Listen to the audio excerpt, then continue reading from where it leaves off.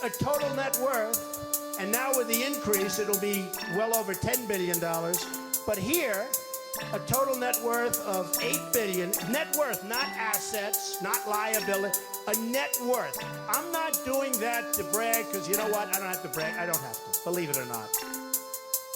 I'm really rich. I'm really rich. Hello everyone and welcome to the Edtech podcast. I hope you appreciated that tip to Donald Trump in the intro music. This week we have Global Teacher Prize nominee Kazuya Takahashi talking about live teaching in Tokyo and trying to instill an ethos of project-based creative learning in the classroom. Listen in to find out how Kazuya went from a medieval literature scholar based out of the British Library to an inspired teacher aiming to pay it forward and recreate the impactful education he received, and keep an ear out for an inspirational message at the end of his interview. Kazuya is speaking at BET in January and is the first of a run of BET series keynotes featuring on the Edtech podcast. You can find out all the links to BET and who is speaking in the show notes. Before we kick off, a quick throwback to last week spent at the Web Summit, where I interviewed over 20 speakers, exhibitors and attendees involved in education innovation. Those included UNHCR on education and those with refugee status, the South African government and the importance of early years, Web Summit pitch winners Kubo Robot on coding learning in Denmark, and MIT professors on the potential of Edtech to be a chase to the bottom in terms of cost and also quality. You can hear all the trend pieces on Edtech at Web Summit in the next few weeks once all the editing is complete. In the meantime, check out the Storify of the pop-up drinks at Web Summit, where we welcome 70 plus from all around the world to a former fishing tackle shop turned restaurant. Hello to any of you listening, and thank you to ASU GSV Summit for sponsoring. This week coming up, I am moderating a discussion at the Firefly Learning Conference in Birmingham, UK on the 15th of November entitled Are Reports and Parents' Evening a Waste of Time? I'd love to hear your thoughts on the subject to bring to the discussion. Please tweet me at podcastedtech, or you can email at theedtechpodcast@gmail.com.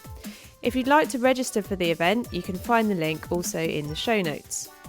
A few final bits before we go into this week's interview. If you'd like to hear your feedback on the Edtech podcast, why not set up an Anchor account and send me your files for inclusion? Anchor is a really easy to use app which records short audio files which can then be sent to someone's feed or onwards via Twitter or email. It would be a really great way to hear some of our listener voices in each week's episode. Also, if you'd like to help support the mission of the Edtech podcast and sponsor some future episodes, either the Web Summit Trends podcast or those upcoming on student engagement, Edtech and maths or leadership, please contact me now at theedtechpodcast@gmail.com. That's all for now, and have a really great week.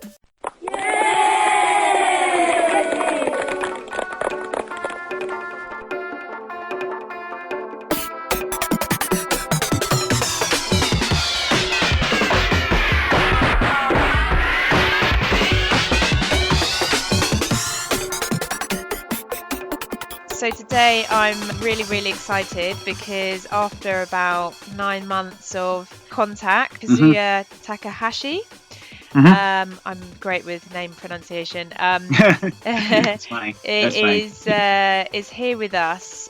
So it's about 6 p.m. in Japan, in Tokyo, and just gone 9 a.m. in the morning in London.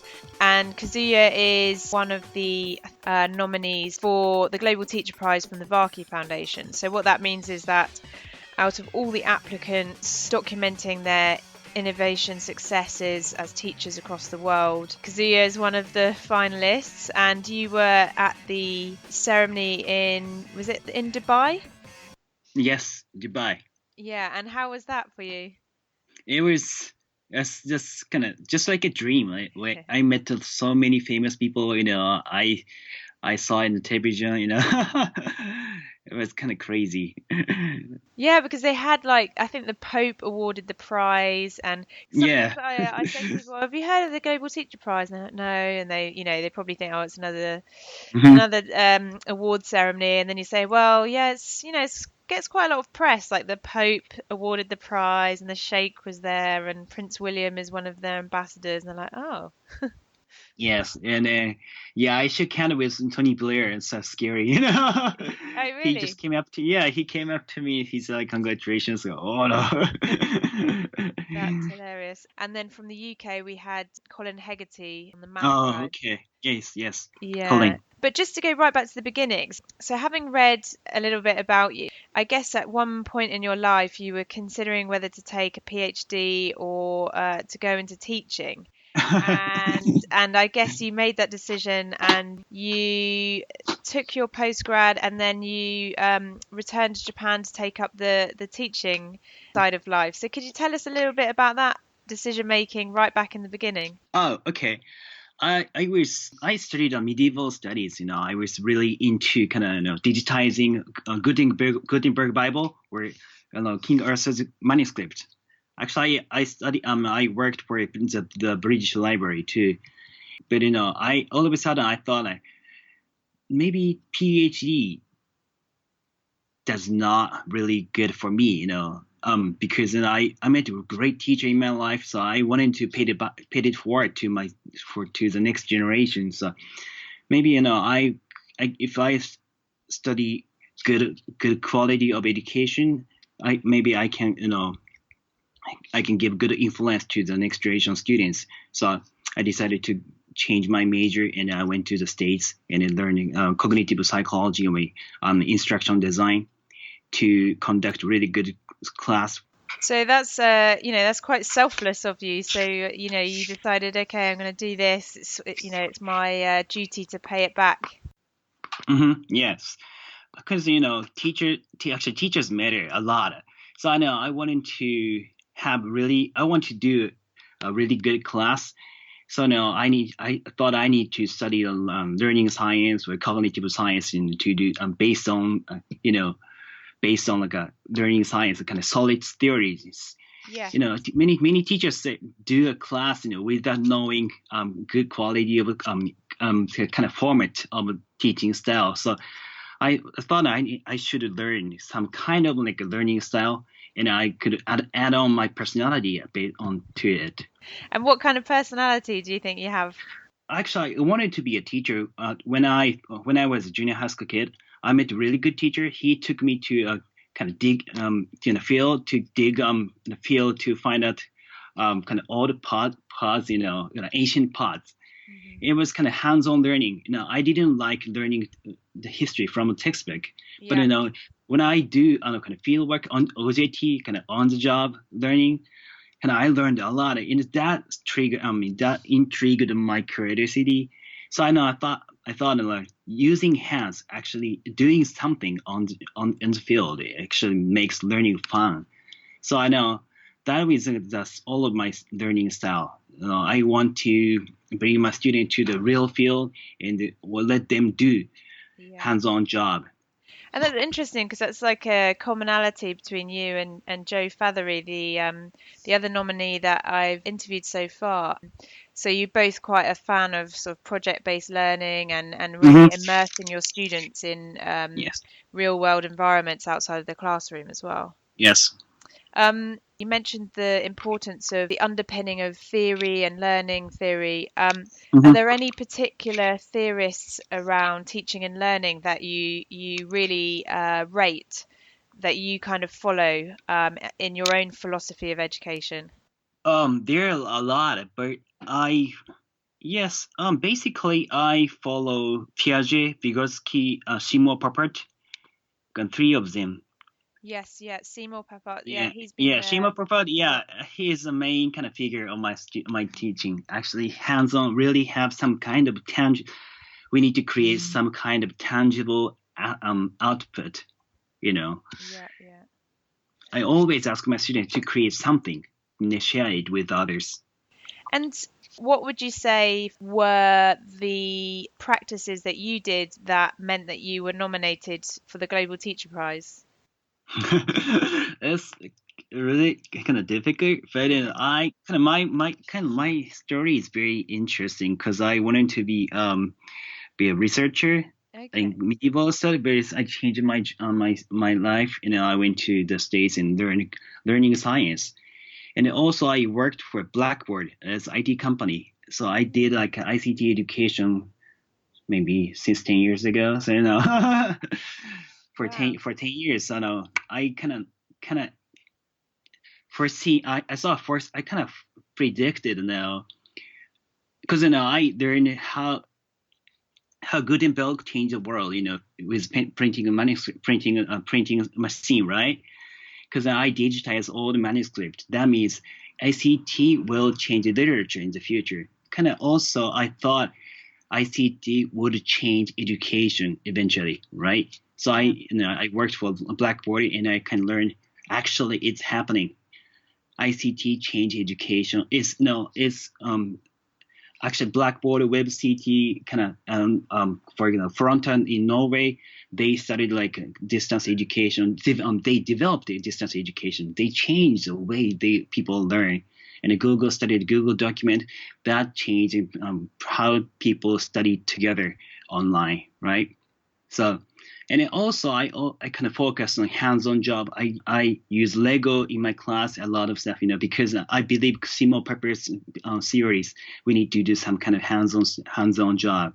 So hands-on job, a virtual learning environment is very important.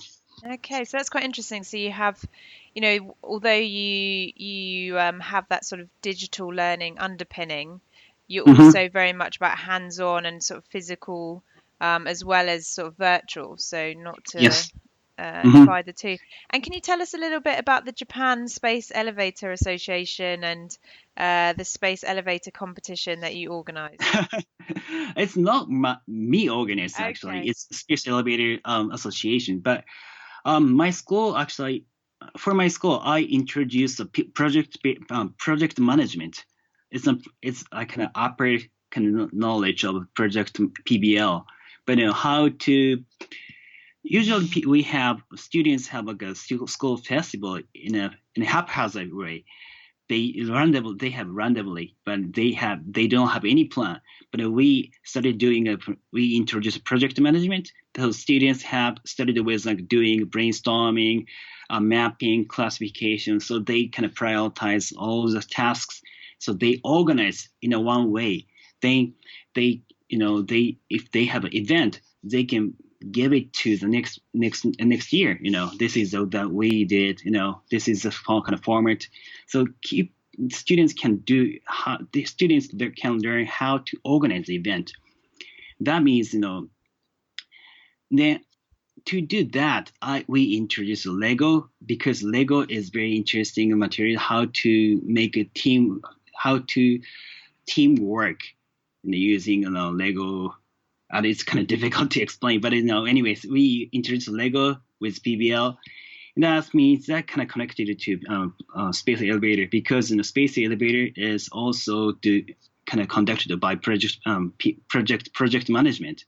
It's usually it's very scientific way. It's NASA or JAXA. They do space elevator, space shuttle, right? When they create a space shuttle or space project, they Yeah. kind of have to follow project management. They need to stick to some kind of procedure, right? Yeah. And it's absolutely critical. So I suppose it's building trust among your teammates and, putting your life in their hands. Yes. So for those listening, did you nominate yourself or do other people nominate you for the Teacher Prize? It's a good question. Actually, I didn't know this prize. So Yeah. my friends actually emailed me, "Hey, Mr. Takahashi, would you like to apply for this?" Like, I at first I thought, "What is this? I don't know. I'm so busy. I don't have time." I think kind of rejected it. But in a while, there's somebody I really respect actually emailed me, "Please submit this, apply for it." So because I couldn't I couldn't turn it out. I couldn't turn it down because I really respect her. So okay, I will apply for it. Okay, excellent. So other people should be inspired to do the same then, because I know it's coming up again, isn't it? It's close in October. Yeah, its result is coming up in next month. The purpose of this prize is to shine the light on the teachers, right?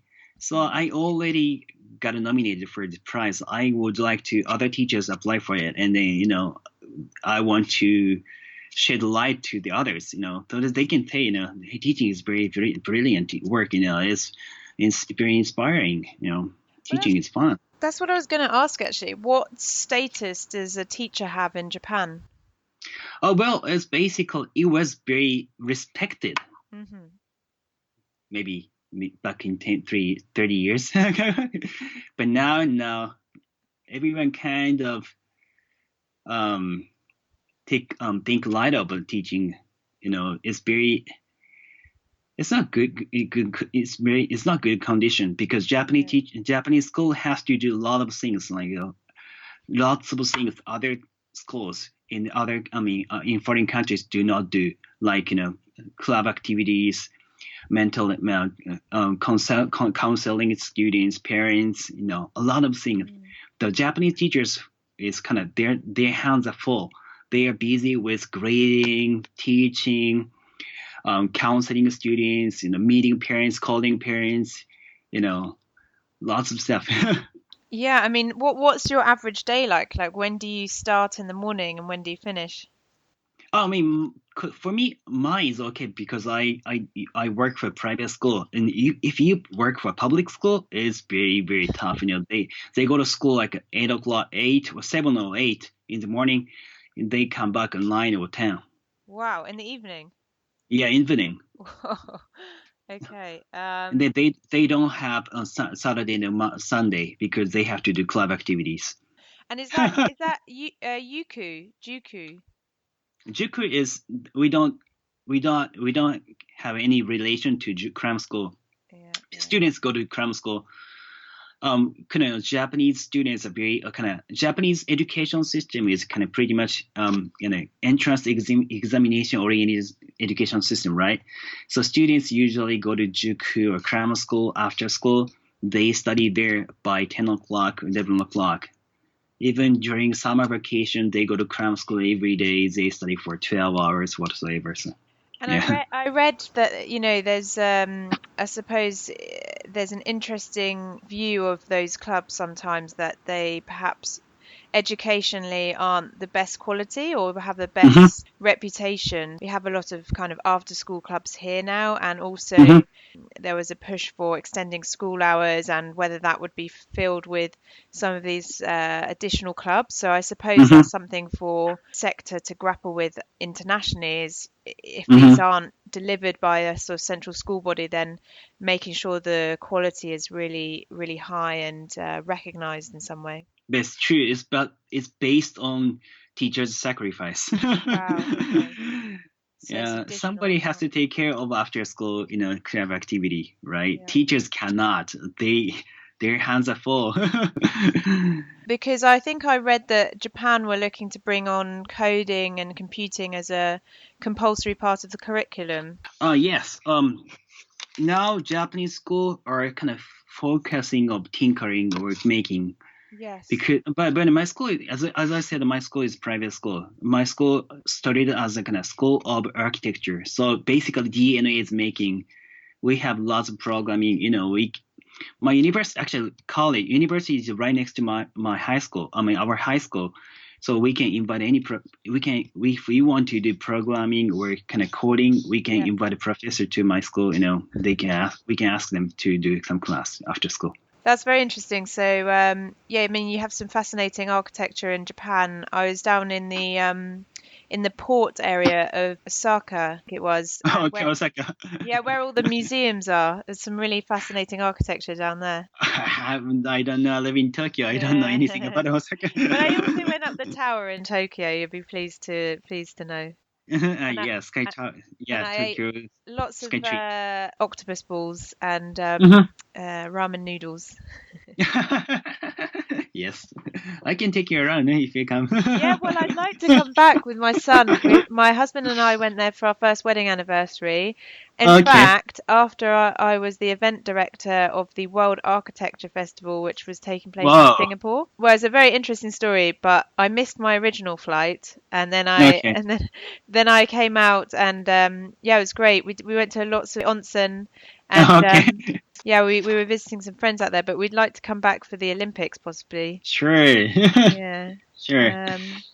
Interesting. Okay, next question. I was having a look at Japan's ranking in the PISA ranking system, and obviously, I suppose, that's useful to some extent, but doesn't always show the whole picture. But what is interesting, so Japan for maths is number 7, for science is 4th, and for reading is 4th, or for literacy is 4th. Mhm. And, so that's fantastic, but I suppose the interesting part of, which I think you've looked at as well on standardized testing and conformity, and academic pressure. So I Mhm. just wondered if what's your approach to how Japan is successful in those PISA rankings and your own approach as an educator as well? The quality of Japanese teachers very good. They are very serious. They work passionate, allegedly. But it's not. They all, as I said, like Japanese educational system is based on teachers' sacrifice. They work a long time. So Japanese school actually works well because teachers work for a long time, long hours. So we can keep that quality for a while, but it's gonna be collapsed in the future. But it is as you look at PISA's ranking, any countries above Japan are very small country or the cities, not large country. Japan has much larger population, right? That's But interesting it's a because basic. you've got China, but are you sort of arguing But that it's just it's the Shanghai. cities? It's not China, Okay. That's right? interesting. Yeah, yeah. Yes, but Interesting. Japan. In terms of average education, Japan is really good. But as I said, it's based on Japanese teacher sacrifice. It's not, we need to change the mindset. We need to change how to, I don't know. Maybe Japan is. We are in a turning point. Mhm. We are now looking at the result is not just like a memory and knowledge. It's like Yeah, PISA is just knowledge, right? yeah. But we need to focus on like just foundation, basic literacy, and also competency and character. Hmm. That's just like PISA and OECD said. Yeah, so I read about there being sort of violent incidents in the classroom, sometimes between students and teachers. And obviously that happens everywhere around the world. But that kind of sort of challenged my thinking about perhaps sort of disciplined classrooms and that kind of thing. But, perhaps Hmm. that's part of the pressure that people are under. I don't know. I don't know. It's not that many. No. It's very few. That's Yeah. why a lot of media newspaper takes hey, Okay, I get this you. kind of Yeah. thing happens, right? Yeah, yeah. But basically, Japanese education is disciplining how to behave in public place. And so Hmm. Japanese students are really good at cramming knowledge. They are really good at on tests, but they are obedient, Hmm. but they are not creative. So it's very difficult. And for me, at my school, we have lots of international students, or students who used to live in the state. I mean, foreign countries, right? Yep. They do not listen to what I say. But when I say do something, do something. This is our project topic. Do whatever you want. They do very well. Yep. They are very creative. But they do not listen silently. They raise the hand. So they chat in class, but they are very creative. On the other hand, Japanese students they are very quiet. They listen to what I say, but when we do project, hey, Mm, this is our project. Do it. They cannot do it. Teacher, interesting. please tell me instruction. We cannot do it. They cannot use freedom. Well, it's This is interesting as Japanese. well. And then, I was really fascinated about, I think there's like a declining birth rate in Japan. And Mm-hmm. I was watching this program about economics, and it was sort of saying about whether, economically it would do well to have a sort of more relaxed immigration policy, which I suppose is a hot topic Yeah, everywhere. so. And then, the need to teach English, and I suppose just generally in the world, different globalization forces and so on are meaning that perhaps the need to collaborate with a variety of different students and that kind of thing and Mm-hmm. languages is more important. And it sounds like that's perhaps what you're also witnessing is this changing skill set that's needed, and how to get there. Yeah, I'm very optimistic. It's changing very well. What part does technology have in that? Technology. In terms of technology, Japanese students and Japanese school are not very good. They just started using technology or ICT. They just started using SNS like Edmodo or, for example, what else? Google Classroom, something like that. Yeah. Very basic, very basic. Do you use any particular tools or services in your classroom? Well, as I said, my school is private school. We are way advanced because every student has an iPad, and high school kids have a notebook. We use Edmodo. Everyone is on Edmodo. We communicate on Edmodo. Yeah.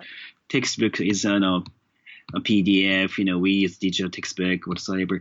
There are lots of 3D printers. Laser cutters, but in public school we don't have any. We don't have a LAN connection. That's a problem. Yeah, that's interesting because I think, that would surprise a lot of people that would imagine sort of Wi-Fi and access to some of those things is standard, but there's still quite a variance then between state schools and private schools. It's a huge gap. As I said, Japanese is still in a turning point. A lot of people are still looking for entrance examination. They think ICT actually has some bad effect on their entrance examination learning. So just cramming, right? Cramming is important. ICT is not good for cramming. Yeah. And you said you were optimistic. So what makes you optimistic about the future? Well, Japanese teachers kind of started realizing the importance of teaching competency or characteristics, kind of social emotional learning program. Yeah. People started gradually realize cramming is not important. It's not everything. And well, it's great for the short term, but not perhaps fantastic for your long-term skills. Yeah, true. So you're coming to BET in January to speak with some of your fellow nominees. So Marit from Finland, who's going to be on the podcast as well, and Joe, and possibly Colin, I think. So what are you looking forward to about coming to London and coming to BET? Well, I just simply would like to meet these fellows. They're great. They're very inspiring teachers. I wanted to exchange my ideas and classroom ideas with them. And there'll be tons of other new teachers and leaders for you to mingle with as well. And are there any events in Japan or associations that you go and speak at or go and attend? Oh, there are actually many. I'm now into kind of ICT conference. We are introducing lots of cutting edge learning and ventures. They studied lots of Japanese. We have lots of learning, kind of Edtech ventures here. Okay. So no, I'm kind of interested in that stuff, So I'd like to introduce some ventures on the startup companies to school. We kind of doing experiments. Are there particular ones that you're working with at the moment? A lot of actually. The model or some kind of new SNS. With AI, it's kind of interesting in how to personalize your learning, with AI, it's just an experiment that we're doing, kind of tinkering stuff, So you do a little pilot and then see how it goes. Yeah, still pilot. Yeah, okay. And also we'd like to foster lots of teacher-trainer. A lot of teachers actually they work for school, but we can have teachers. We can introduce teachers to venture startups, company people. So they have we can mix up people's, we can have some kind of idea, right? Interesting. So you're acting almost as a little incubator within your private school. It's not outside of private school. It's my side business. Okay, got you. And does that have a name, Kazuya? Does it have a name? It's called Eduvation. Eduvation, like education and innovation. Yes. Eduvation. I can send you a link later. Yeah, please do. I mean, for those people that would like to connect with you when they listen in, how can they do that? I like Twitter because I'm learning Spanish and I'm doing some Spanish tweeting. And you have to remind me what you were studying before. It was like very intricate part of English literature, wasn't it? Yes. Ying's medieval studies. And how about you, for people listening? What kind of things are you into outside of teaching? I'm doing a tea ceremony, so I'd like to introduce Japanese culture to people. Amazing. So, when you meet people from outside of Japan, you introduce the tea ceremony to them, and Yeah. yeah. I mean, I stayed. I've forgotten what they're called. The traditional tea ceremony, sort of wooden houses. Yeah, today I had a tea ceremony, so I went there. Yeah, the intricacies of that ceremony and just the experience and the taking time to enjoy things properly is it's Hmm. fantastic. I really enjoyed that. There we go. So for people listening, your Twitter account is at KZ8 underscore Takahashi. So TAKAHASHI. Easy Sorry. peasy, easy peasy. Awesome. Well, do you have any message to either teachers or investors or startups listening in? Okay. Well, actually, yesterday some Indonesian students actually emailed me. Now, Mr. Takahashi, why do you teach? And he said, why are you asking that kind of questions? She said, well, I met my teachers. I asked my teachers at schools. They say teaching is not teaching is not their first choice. They wanted to get another job, but they couldn't, so they are teaching. So, then, Mr. Takahashi, why do you teach? Well, because I met great teachers in my life, I want to Yeah. pay it forward to the future. And also, I have studied a lot in the foreign countries, and I met really brilliant people. They have PhD, MBA, but look at this world. This world has not got better, right? So we need to change our mindset. We need to teach, to work for these others to make this world better. Why do you learn? It's not learning for your future, your career. We have to learn for others, to how to contribute to the development of human beings. That's why I'm teaching. So she said, wow, I'm so sad. Indonesian students got a surprise, because she never heard of that kind of answers. So I know this is my teaching philosophy. I would like to work together globally, internationally. There's no nationalities. We are all human beings. We need to make this world better. Wow, Yeah, okay. I've got a big smile on my face. I feel quite energized now to start my day, even though you're finishing your day. That's fantastic. Well, thank you so much. And Thank you so much. yeah, once we have this, I'll send you all the links. But Kazuya, thank you so much and have a fantastic Thank you. Thank you. Have a nice day. Goodbye. Bye. Thanks for listening, everyone, and feel free to send me your comments privately or for inclusion via the edtechpodcast@gmail.com. I'll be focusing on the Facebook community this week, so you may see less of me on Twitter.